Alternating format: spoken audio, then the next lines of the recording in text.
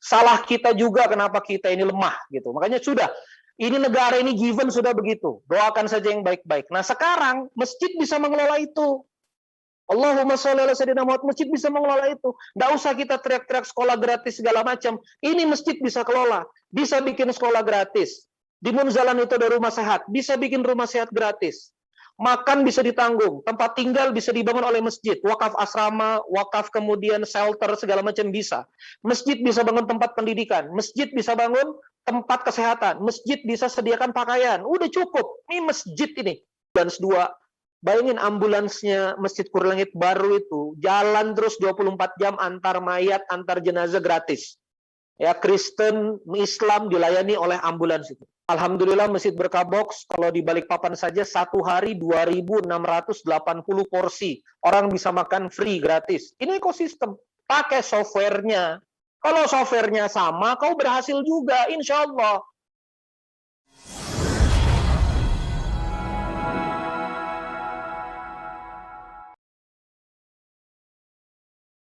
Assalamualaikum warahmatullahi wabarakatuh. Waalaikumsalam. Alhamdulillah rabbil alamin. Allahumma shalli ala sayyidina Muhammad wa ala ali sayyidina Muhammad. Rabbi shrah li sadri wa yassir li amri wahlul 'uqdatan min lisani yafqahu qawli. Rabbi anzilni munzalan mubarakan wa anta khairul munzilin. Shadaqallahul adzim. Alhamdulillah rabbil alamin. Kita kemudian berjumpa lagi dalam seminar ini, seminar masjid ini yang dirilai baik dari Zoom maupun dari YouTube. Alhamdulillah di Zoom sudah 400-an orang live, dan semoga ini nanti bisa diamplifikasi tonton tunda bagi sahabat-sahabat yang lain. Saya bersyukur kepada Allah Subhanahu wa taala bisa menyapa saudara-saudara semua, sekaligus juga di tengah keadaan ayah kandung saya yang sedang sakit. Mohon doa kesembuhan beliau di ICU ya.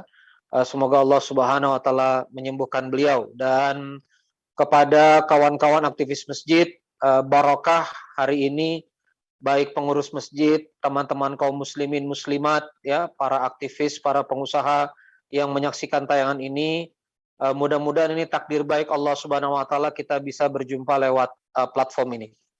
Dan juga mendoakan guru-guru kita semua, ihtiram buat pemimpin pergerakan kita, Kiai Lukmanul Hakim ya, dan juga Bung Ben Ormas. Semoga Allah Subhanahu wa taala menjaga beliau, Bang Muhammad Nur Hasan, dan juga saudara-saudara sekalian.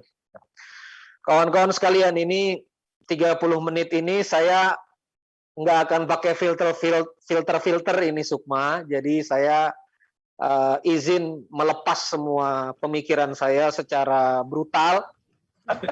Nanti detailnya di pelatihan, tapi 30 menit ini saya izin untuk menyampaikan hal yang cukup padat ya. Saya ada catat 5 poin. Jadi nanti di 5 poin ini kita jadi memahami kenapa kita perlu 100.000 pelayan umat ya. Jadi topik besar kita hari ini adalah 100.000 pelayan umat. Mengapa ini penting, lalu mengapa kemudian ini akan berdampak bagi kemajuan negeri ya. Saya coba setting ini 20 menitan. Ini cukup padat ya. Saya berharap kawan-kawan bisa fokus ya dalam materi ini. Mudah-mudahan nanti juga ada rekamannya, kalau nanti nggak paham bisa diputar ulang. Jadi gini kawan-kawan sekalian. Saya masuk pada poin pertama. Kalau kita bicara tentang kualitas kehidupan umat Islam ya, kualitas kehidupan umat Islam, kita tidak bisa ya membebankan kualitas kehidupan umat Islam itu person to person. Contoh, kalau kamu mau hidup baik, sudah pikirkan dirimu sendiri, kau urus dirimu baik-baik supaya hidupmu baik. Itu nggak bisa. Karena kita memang punya beban pribadi. Mandi, tidur, istirahat, makan, itu beban pribadi. Kita makan, pilih diet yang bagus, itu beban pribadi. Tapi kita tinggal di lingkungan yang kita butuh juga manajemen ekosistem. Jadi kita juga butuh ekosistem yang sehat supaya kita juga benar hidupnya. Gitu loh. Contoh beginilah. Kalau Anda hidup di sebuah masyarakat, Anda punya rumah. Rumah Anda itu kan mengeluarkan apa? Limbah rumah tangga. Ya kan? Keluar limbah rumah tangga, air cucian piring, macam-macam keluar dari rumah Anda itu. Nah, pertanyaannya, air limbah rumah tangga ini kan harus lewat sanitasi. Sanitasi ini kan urusannya ekosistem. Gorong-gorong itu urusan ekosistem. RT, RW, ya atau developer harus membangun sanitasi yang baik supaya limbah rumah tangga itu keluar. Inilah yang disebut dengan ekosistem. Anda punya sawah, mau diairi, kan nggak bisa masing-masing sawah mikirin irigasi sendiri. Irigasi itu ekosistem, ya. Entah negara atau entah kemudian swadaya harus kemudian membangun bendungan atau misalnya membangun aliran air, menggerakkannya dari sungai dan membangun aliran irigasi itu. Jadi ini perkara ekosistem. Ini perhatian perkara ekosistem. Dan hari ini, mohon maaf ya, kami apresiasi negara, pemerintah, government, baik pemerintah pusat, pemerintah daerah, provinsi, kota, sudah menyelenggarakan pelayanan bagi publik semaksimal mungkin, tapi menurut pandangan hemat saya secara pribadi, dan ini bisa dipertanggungjawabkan, ini jauh dari ideal. Jadi pelayanan yang seharusnya government itu lakukan secara ekosistem ini, antara seharusnya dan yang terjadi, ini jauh dari ideal. Ya, hari ini kita tulisan di Bloomberg itu menyebutkan Indonesia peringkat ke-53 negara paling tidak aman untuk COVID Delta. Urutan 53, kita paling nggak aman. Urutan nomor 1 Norway. Ya, di saat Delta meledak, di saat negara-negara Eropa sudah bisa membungkus terminalnya, sudah bisa membatasi orang masuk, kita entah kenapa kita lemah secara pelayanan. Ya. Oke lah, memang ini virus dan seterusnya, pandemi dan segala macam. Cuma bayangkan, pandemi sudah 1 tahun, hari ini kita kelimpungan oksigen. Ini kan bab COVID menyerang paru-paru kan udah dari setahun yang lalu. Tapi kenapa kita kehabisan tabung oksigen? Kita kehabisan ruang di ICU ventilator beberapa. Alhamdulillah ayah saya mendapatkan fasilitas itu, tapi banyak saudara yang lain tidak mendapatkan. Nah, jadi ada ekosistem yang tidak terlayani. Nah, belum lagi Bapak Ibu sekalian, seharusnya kalau kita lihat film-film latar Eropa ini ya, kalau kita lihat film-film latar Eropa, itu kan di film-film latar Eropa kerajaan, itu kan kalau Anda lihat sinetron-sinetron mereka atau serial mereka, itu rakyat bisa ngomong sama raja. Raja, saya ada masalah ini. Dan itu juga yang terjadi di Madinah Nabawi.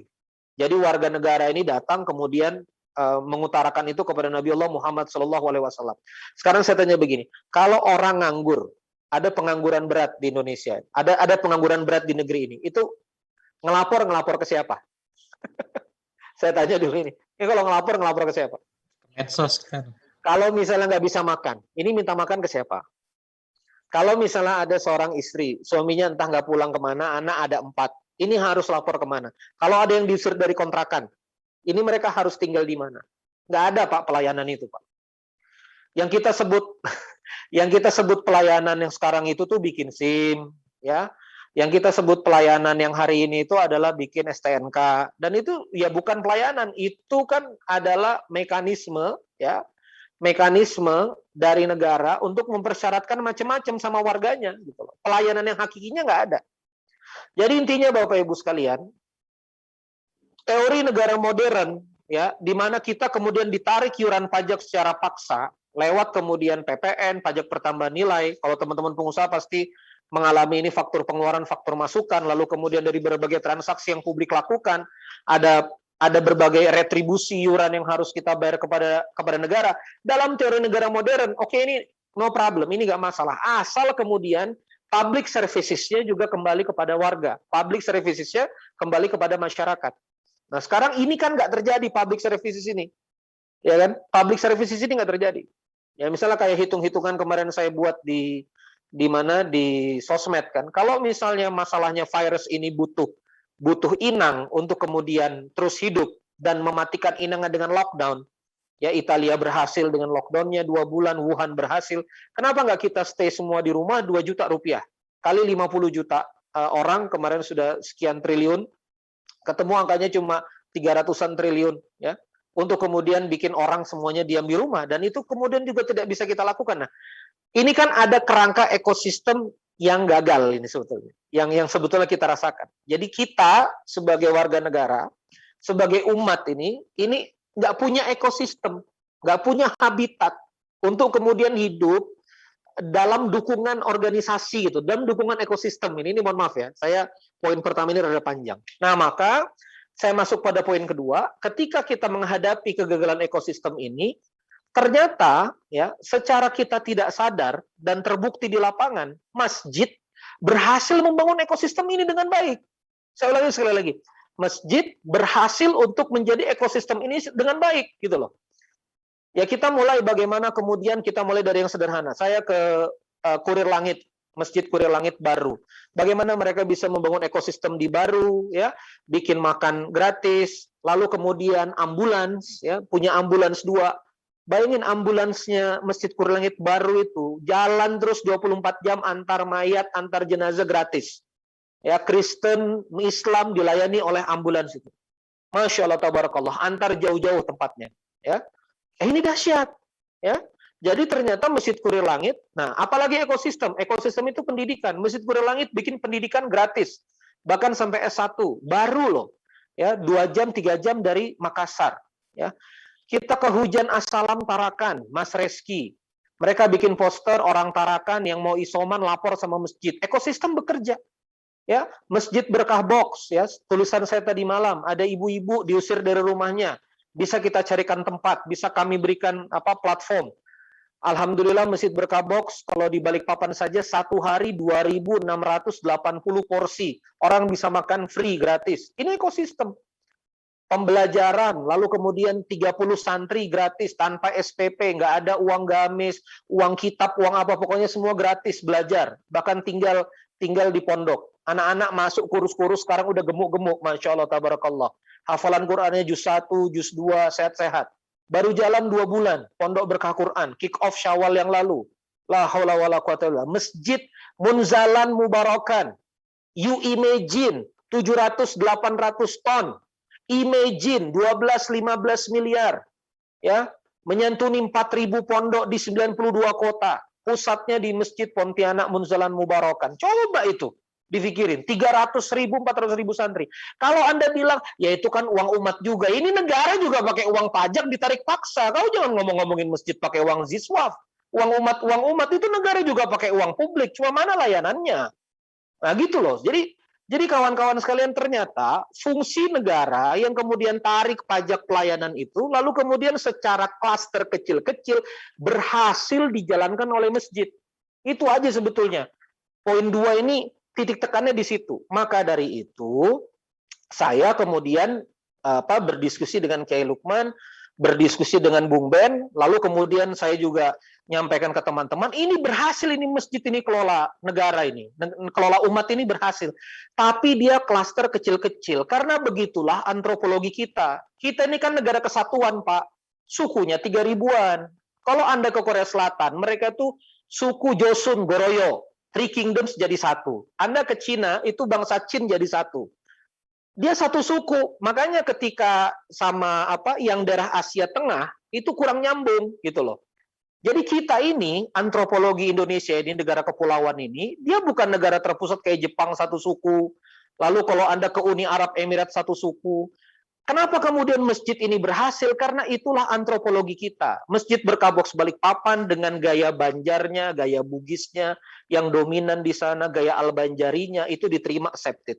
Masjid Muslim United dengan gaya Slemannya, nanti Mas Nanang, Masya Allah, kalau antum lihat Masjid Muslim United, sampai bikin tenda, siapapun yang mau tidur boleh, mau makan boleh, minggu pagi ada sayur, nggak berhenti-berhenti tuh programnya, Masya Allah, tabarakallah, melayani umat. Tapi kan terbatas Sleman, ini kan terbatas Baru, ya. Masjid Munzalan Mubarakan udah paksa buat jaringan di 92 kota, itu terbatas beras. Maka saya bilang sama Bung Ben sama Kiai Lukman, ini setelah kita masuk pada poin 2, kalau memang masjid berhasil untuk mengelola umat ini, kita nggak usah banyak nuntut negara, karena negara ini capek. Saya akan bahas di poin 5 kenapa negara ini capek, kenapa nggak efektif, ya. Dan nanti saya akan bahas ini fair, ya. Tidak kita nyinyir ke Pak Jokowi dan seterusnya, nggak sama sekali di poin 5, sabar. Tapi ketika kita sudah menyadari bahwa masjid bisa menjadi solusi untuk ngurus umat ini, kita harus loncat di poin yang ketiga. Kalau gitu kita banyakin aja masjidnya. Kita banyakin masjid yang begini, gitu loh. Ya. Jadi kita nggak usah lagi nunggu mana ini harusnya negara ini, mana ini anggaran. Kita hari ini ngeliat anggaran laptop 10 juta yang keluar cuma spek 3,5 juta aja. Itulah uang pajak kita, itu digunakan begitu. 10 juta anggaran, tapi yang datang cuma core yang 3,5 juta. Begitulah republik ini. Ya, birokrat ini kemudian membelanjakan uang pajak yang dipaksa itu. Yang para UMKM itu yang sudah sekian miliar disuratin. Anda bayar kalau nggak masuk penjara, pidana. La haula wala quwata illa billah. Kita nggak usah lah Pak ngomongin negara ini. Salah kita juga kenapa kita nggak bisa kelola. Salah kita juga kenapa kita nggak punya kekuatan politik. Salah kita juga kenapa kita ini lemah gitu. Makanya sudah. Ini negara ini given sudah begitu. Doakan saja yang baik-baik. Nah sekarang masjid bisa mengelola itu. Allahumma sholli ala sayyidina Muhammad. Masjid bisa mengelola itu. Nggak usah kita teriak-teriak sekolah gratis segala macam. Ini masjid bisa kelola. Bisa bikin sekolah gratis. Di Munzalan itu ada rumah sehat. Bisa bikin rumah sehat gratis. Makan bisa ditanggung. Tempat tinggal bisa dibangun oleh masjid. Wakaf asrama, wakaf kemudian shelter segala macam bisa. Masjid bisa bangun tempat pendidikan. Masjid bisa bangun tempat kesehatan. Masjid bisa sediakan pakaian. Udah cukup. Ini masjid ini. Ya, jadi kalau misalnya government ini kita nggak bisa, government ini kita nggak bisa kita harapkan, masjid ini kita fokuskan. Ini mohon maaf ini. Maka dari itu jumlahnya nggak bisa sedikit. Kita nggak bisa tepuk tangan dengan hore ada berkah box, nggak bisa Pak. Saya bukan Balikpapan, saya Kelurahan Karangjoang. It's a little part of Balikpapan. Saya nggak bisa. Saya udah bilang sama teman-teman di Masjid Berkah Box, kita fokus kelurahan dan desa. Nggak bisa Pak. Kita terbatas. Ya, kita terbatas sama sekali. Maka dari itu, kawan-kawan sekalian, inilah saya dorong begini. Jangan tunggu Masjid Munzalan buka cabang. Jangan tunggu Masjid Berkah Box buka cabang. Jangan tunggu Masjid Kurir Langit buka cabang. Saya ingat sekali, Masjid Kurir Langit dipimpin Kiai Syahid Fisabilillah itu cuma ambil ruh ke Kiai Lukman. Ruhnya apa? Jadi, ya Ustadz Nanang, ini nanti Ustadz Nanang Masjid Muslim United. Itu kan kalau kita bongkar rahasianya kan seminggu sama Kiai Lukman. Seminggu di Jogja sama Kiai Lukman, akhirnya ketularan kan, nyetrum. Ya, dari Muslim United berbasis event, sekarang langsung konkret bikin masjid. Gak ada lagi yang bisa ganggu. Kalau dulu bikin event, ya Allah di Jogja kita susah, di sini ditutup, di sini ditutup. Begitu Masjid Muslim United bikin gerakan kemanusiaan bagi sayur, siapa yang mau? Siapa yang mau fitnah MU? Siapa yang mau fitnah MU sekarang? Saya tanya. MU ngasih makan, Masjid Muslim United ngasih makan. Mana yang mau fitnah-fitnah itu? Tak bisa, Pak. Nah, makanya saya punya narasi, dan ini tolong kawan-kawan fahamin, nggak perlu kita satu yayasan, nggak perlu kita satu nama masjid, nggak perlu kita satu organisasi terstruktur, bangun masing-masing independen, kita kerjain kelurahan dan desa kita sendiri. Saya nggak pakai donatur Munzalan, Pak. Donatur Munzalan ini 200.000, enggak Pak, enggak bisa. Saya nggak pakai Pak donatur Munzalan. Saya nggak pakai donatur Said Kurir Langit, yang kita pakai ideologinya. Itu yang kita pakai. Makanya kita ikut PMB, ikut pelatihan, biar ideologi dimasuk. Pakai softwarenya. Kalau softwarenya sama, kau berhasil juga, insya Allah. Ya, saya 6 bulan, software Said Kurir Langit ambil, software Munzalan ambil. Gimana caranya? Oh, dapat uang realisasi. Umat percaya. Hari ini Dandim, Pak, datang ke masjid, Pak. Babinsa, bagi nasi box, Pak. Ini Dandim sudah ceramah di masjid. Masjid kita penuh tentara. Ya Allah, mereka bilang, ini Masjid Berkah Box nggak macam-macam, bagus, kita dukung, kita jaga. Negara, Pak, turun. Aparat turun. Ya, ribut nih, oh Masjid Berkah Box pilih-pilih. Enggak, kita kalau mau Kapolres datang silakan, mau Pangdam datang silakan, Kapolda datang silakan. Kita siap kerja sama-sama negara. Kita tahu Anda bingung. Kita tahu negara ini bingung. Kita tahu pemerintah ini bingung. Kita tahu Anda nggak ngerti uang di mana. Kita tahu konsolidasi politik Anda berantakan. Kita tahu konsolidasi multipartai Anda berantakan. Tahu, kita ngerti, kita anggaran pajak itu uang 2.300, bantuan COVID 1.000 triliun entah kemana, ngerti kita, Anda susah. Nah, masjid siap bantu. Nah, itu Pak. Nah, makanya kita nggak perlu sama nama, kita nggak perlu sama yayasan, bergerak masing-masing, tapi jumlahnya 100.000. Ayo kita kerjain. Ada 82.000 kota, ada 82.000 kelurahan dan desa. Jangan main kota kabupaten, Pak, 514. Nggak cukup. Saya bilang sama Kiai Lukman, nggak cukup bikin jaringan 514. 100.000 kelurahan dan desa. Kabupaten Cirebon tuh 447 desa. Kota Surabaya 154 desa. Bandung Raya ini, Kabupaten Bandung, Kota Bandung, sama Kabupaten Bandung Barat itu sekitar 500 kelurahan dan desa. Sama Kota Bandungnya. Ayo dikerjain. Ayo kita kerjain, gitu loh.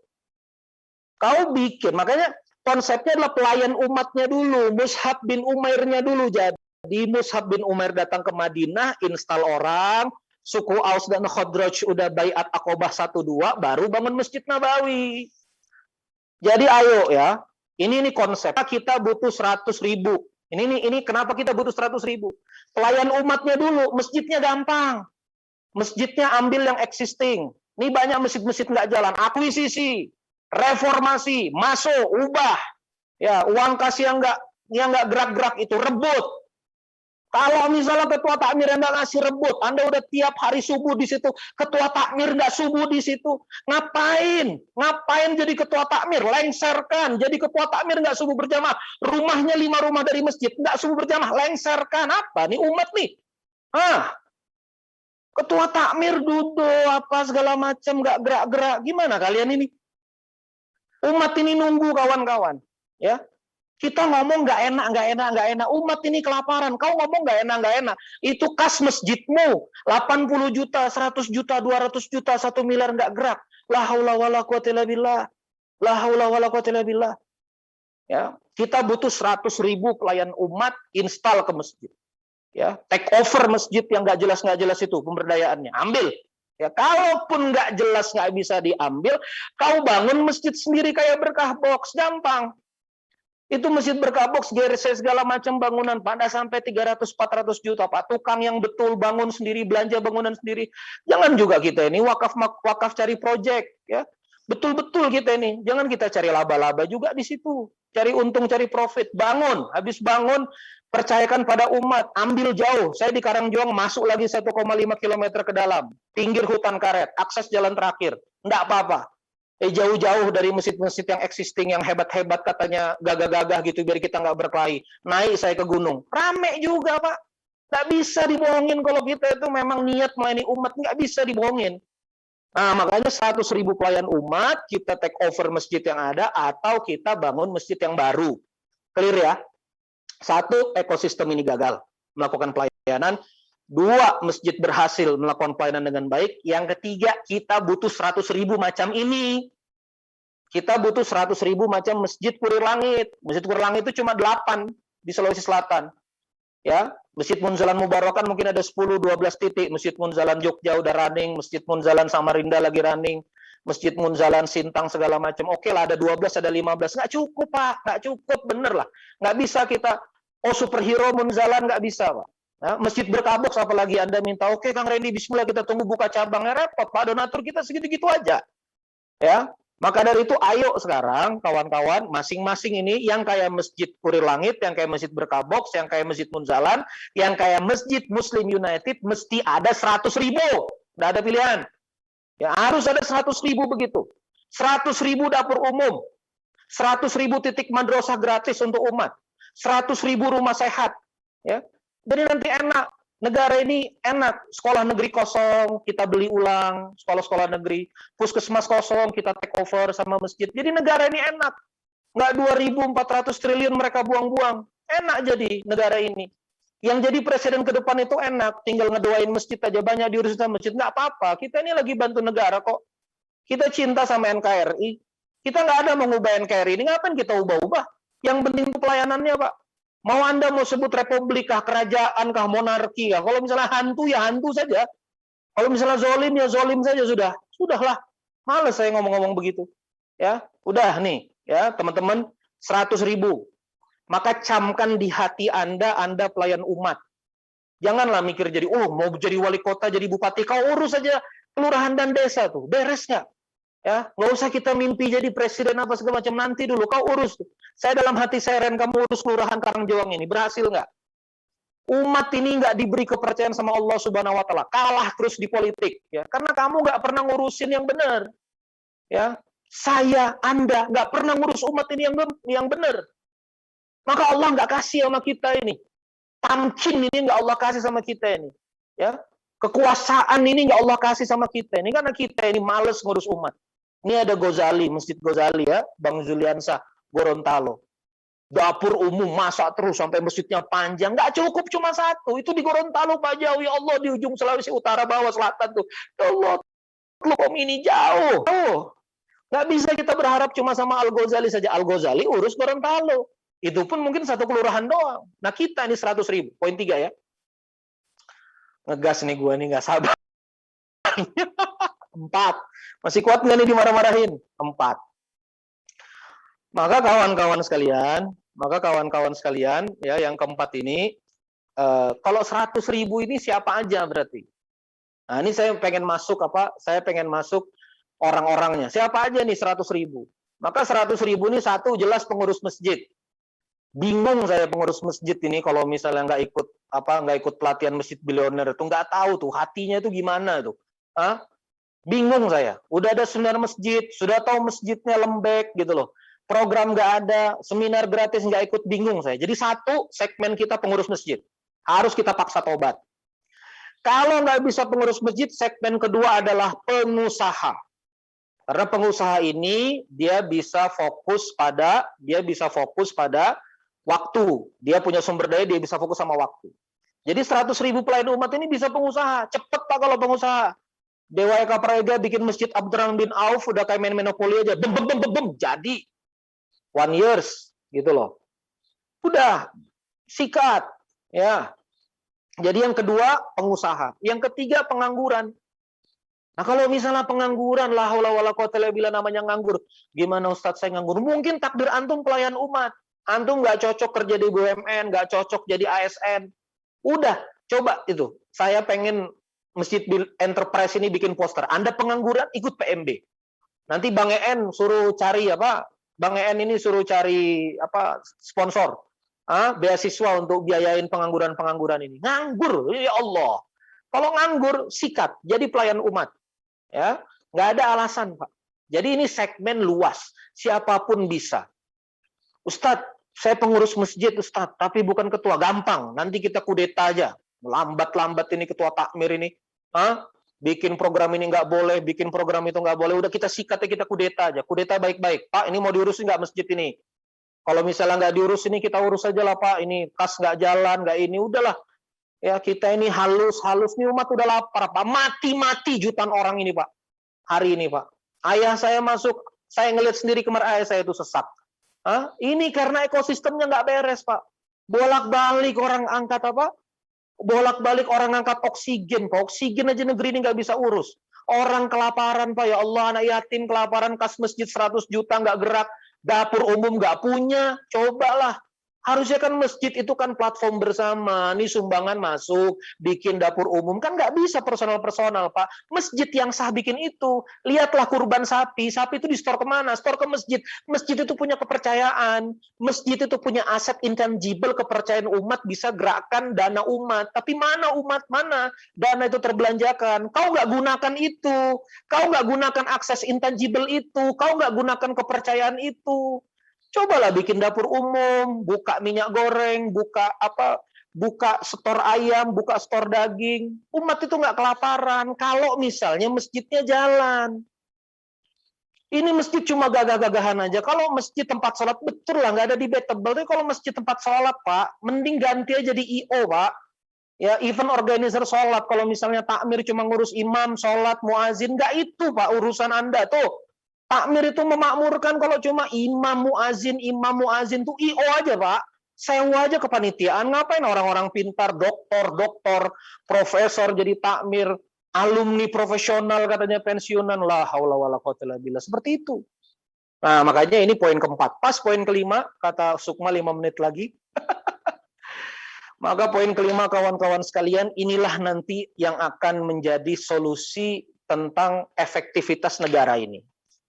Saya ingin sampaikan, pada etapa pertama kita menjadi negara, era Bung Karno, itu platform kita itu adalah persatuan. Jadi Bung Karno bangun Pancasila, konsensus para alim ulama, kita bersatu di situ, kita menjadi Indonesia. Cuma karena memang Bung Karno ini lahir dari negeri orang yang naratif, ideologis, dia bertarung dengan pemerintah Hindia Belanda, Bung Karno kesulitan untuk mendefinisikan pembangunan walaupun waktu itu sudah mau bergerak. Karena kemudian platform Pancasila yang ingin mengakomodir banyak ideologi, yaitu Nasakom, nasionalis, sosialis, komunis yang ingin agama juga digabungkan, nasionalis, agama, sosialis, komunis yang kemudian ingin digabungkan waktu itu, nggak sesuai dengan arah angin dunia yang kapitalis, dan akhirnya meledak G30 SPKI sebagai residu perang dunia dan perang global ini, dan akhirnya kita ke blok barat. Sejak zamannya Pak Harto. Maka Pak Harto 30 tahun, itu terjadi namanya pembangunan yang sangat efektif, 32 tahun Pak Harto, repelitenya sangat efektif, tereksekusi dengan baik, tapi kemudian kita kehilangan kebebasan, persatuan bagus. Jadi supaya konsolidasi politiknya terjadi, Pak Harto menyederhanakan partai, membuat kemudian negara ini militer, semi militer, lalu kemudian menggerakkannya ke satu arah. Jadi orde lama bicara persatuan, orde baru bicara pembangunan. Tapi ketika pembangunan ini bicara tidak ada kebebasan, maka kebebasan ini meledak. 98. 2028 ini 30 tahun, kita sudah masuk era bebas. Kita bebas era informasi, kita bisa bikin pelatihan begini juga karena era kebebasan, kebebasan politik, multipartai, dan seterusnya. Bagus. Karena ada kebebasan, ekonomi juga mulai bergerak, walaupun nggak ideal ya, karena setiap orang mulai bisnis. Bukan keluarga cendana lagi yang boleh bisnis, tapi everybody can reach business, can be someone. Nah, problemnya adalah di pola kebebasan seperti ini, kita kehilangan efektivitas pembangunan. Anda bisa bayangkan, Pak, tidak ada negara yang platform politiknya itu multipartai efektif, nggak ada.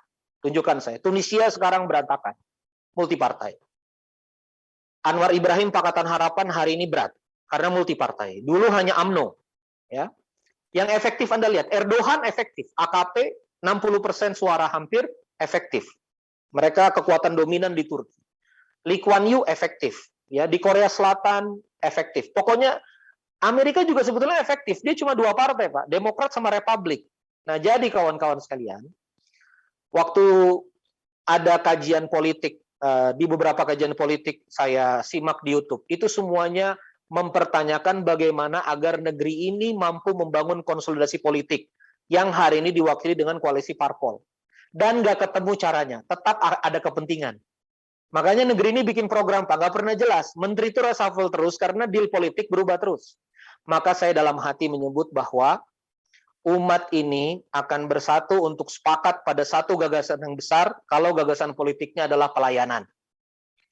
Ya, umat itu kalau diajak pikir, apa aliran politik ini, itu A, B, C, D, bingung Pak umat itu apa maksudnya. Tapi kalau kita menunjukkan gerakan pelayanan, ini nanti akan menjadi platform besar di masa depan nanti yang akan disepakati banyak orang. Ya, nanti kita berharap bahwa gerakan ini diamini oleh 60%, 70% umat ini, karena sudahlah negara ini diurusin sama orang-orang masjid saja. Ya sudah, yang jadi kepala desa itu yang ini aja, masjid ini udah bener kok, biarlah dia jadi kepala desa. Lama-lama biarlah yang dia jadi wali kotanya, bupatinya, lama-lama biarlah dia yang dia jadi gubernurnya. Biarlah orang-orang ini yang melayani kami. Maka kita perlu buktikan itu kepada Allah Azza wa Jalla yang pertama, dan yang kedua kepada publik, Pak. Makanya latihan dari sekarang, kelola Ziswaf baik-baik, karena suatu hari nanti Anda kelola tarikan pajak dari masyarakat, kalau ada pajaknya. Atau Anda kelola aset negara. Maka sekarang kelola aset wakaf baik-baik, karena suatu hari Anda akan kelola aset negara, BUMN. Maka pastikan dividennya ada, pastikan labanya ada. Jangan sudahlah BUMN monopoli, rugi pula. Ini macam mana belajar bisnisnya? Macam mana eksekusi bisnisnya? Ya, maka dari itu kawan-kawan sekalian, ini yang harus kita pegang. 5 poin. Ya, jadi kalau misalnya, Ustaz, ini banyaknya, kapan maju? Kapan kendaraan? Kita udah nggak sabar, Ustaz. Bikin parpol, nggak bisa Pak dari situ Pak. Kau layani dulu desa-desa tuh. Nanti kalau semangat bikin parpol, umatnya nggak begitu percaya, nanti akhirnya pakai money politics lagi, akhirnya ujungnya oligarki. Akhirnya Anda cuma dibiayai oleh pengusaha-pengusaha hitam beli suara, nggak bisa. Jadi sudahlah ya, saya ini bukan ceramah politik, tapi wawasan untuk Anda saja. Kita nggak tahu masa depan kita apa, gimana negeri ini berubah, tapi kita kita langkahnya dari social movement. Jadi ayo urusin kelurahan, urusin desa, layani. Umat ini bingung, Pak. Anda ngomong aliran-aliran gagasan, ceramah-ceramah bingung. Kasih makan. Ya, kasih makan. Kasih sekolah gratis. bantu. Diusir dari kontrakan, tinggal di masjid. Anaknya take over. Nggak bisa, bingung sembako, supply. Gitu loh Pak. Nggak ada kerjaan, cariin kerjaan. Gerakkan aset wakaf. Panggil pengusaha, didik. Kelolakan aset wakaf. Gitu Pak. Insya Allah. Semoga bakar-bakar pagi ini ada manfaatnya. Sukma, terima kasih. Nampak sudah 30 menit lebih. Allahumma sholli ala sayyidina Muhammad. Itu saja. 100.000 pelayan umat. Semoga teman-teman paham. Kita semua harus bergerak. Ya, jangan nunggu Kiai Lukman, jangan nunggu Bung Ben, jangan nunggu Masjid Munzalan buka cabang di desa Anda. Gerak. Ya, tenang aja. Per kota, per desa, per kelurahan. Sekali lagi, per desa, per kelurahan. Pilih, kerjakan. Ya, itu saja. Terima kasih. Wassalamualaikum warahmatullahi wabarakatuh. Waalaikumsalam warahmatullahi wabarakatuh.